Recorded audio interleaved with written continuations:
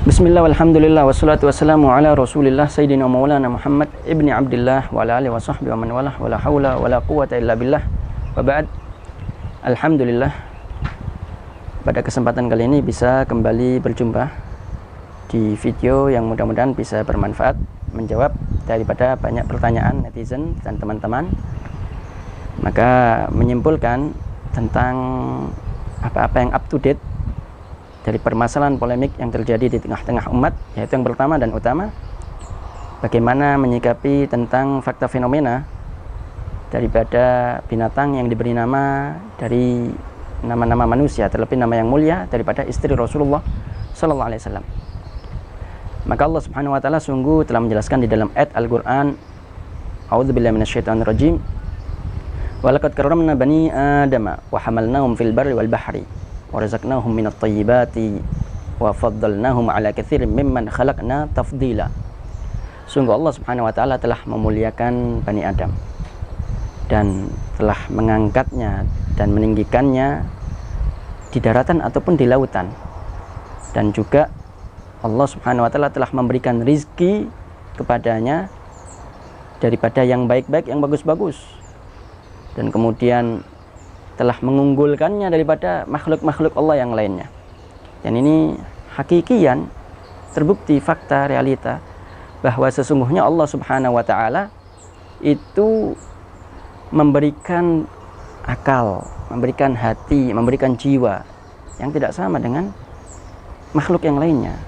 Dan kemudian banyak binatang yang dijadikan prasarana yang dicipta oleh Allah untuk manusia, untuk memudahkannya, seperti contoh untuk kita makan atau untuk kita berkendaraan dan lain sebagainya. Banyak lagi manfaatnya. Ma khalaqta hadza batila. Dan kemudian ada juga rizki di mana Allah Subhanahu wa taala memberikan kenikmatan yang luar biasa. Kita punya makanan gulai, sate, sop, soto, ya, dan sejenisnya, yang itu nggak ada di makhluk-makhluk yang lainnya. Kalau kita berikan, itu namanya tabdzir, membuang-buang. Bukan kemudian, enggak, saya niatnya berbagi. Bukan. Kalau mau berbagi kepada sesama manusia, karena itu layak untuk manusia itu sendiri. Dan itu sangat nikmat, sangat bagus, sangat luar biasa. Rizki yang diberikan yang istimewa untuk manusia.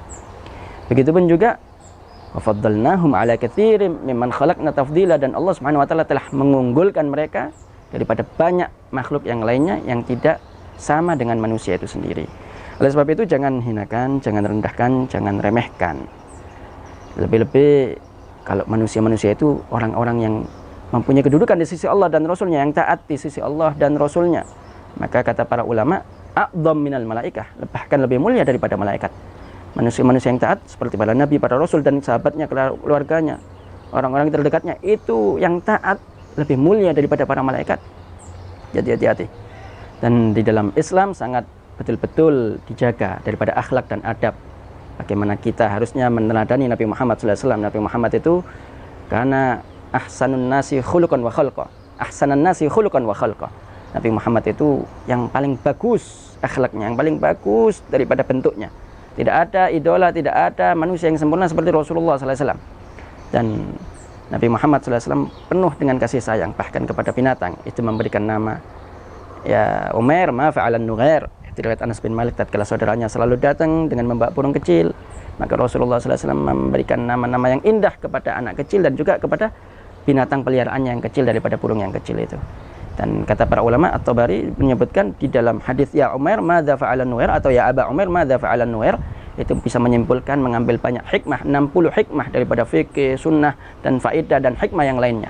Luar biasa daripada sifat suri tauladan yang diberikan oleh Nabi Muhammad SAW. Dan Nabi Muhammad juga memberikan nama kepada binatangnya Duldul, ataupun juga kepada kucingnya Muza, ataupun juga bahkan kepada benda mati seperti hanya daripada pedang, itu dikasih nama Dzulfikar.